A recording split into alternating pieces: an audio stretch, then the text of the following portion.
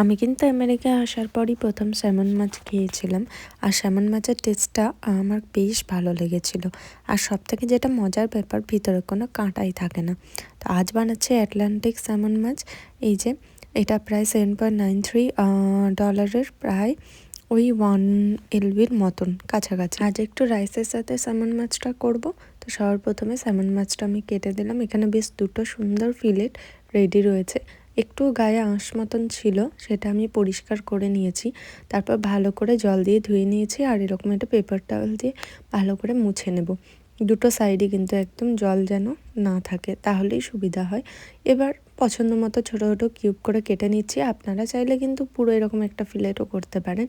এরপর আমি এখানে দিচ্ছি অল্প পরিমাণে নুন, অল্প পরিমাণে কাশ্মীরি লঙ্কার গুঁড়ো, সামান্য একটুখানি হলুদ, একটু গোলমরিচ গুঁড়ো, এখানে একটু গার্লিক পাউডার, এখানে অনিয়ন পাউডার, আর সামান্য একটুখানি এখানে দিচ্ছি লেবু, আর আমি দিচ্ছি সামান্য একটু ক্রাস্ট করা গোলমরিচ।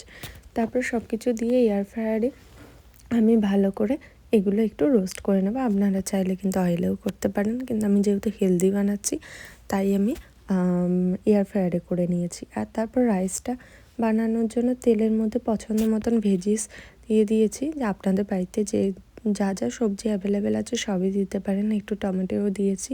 তারপর সব কিছু মিশিয়ে নিয়ে অল্প একটু নুন, সামান্য একটু আমি সেজওয়ান সস দিয়েছি, সামান্য একটুখানি আমি এখানে পেপরিকা দিয়েছি। সব কিছু ভালো করে মিশিয়ে নেব।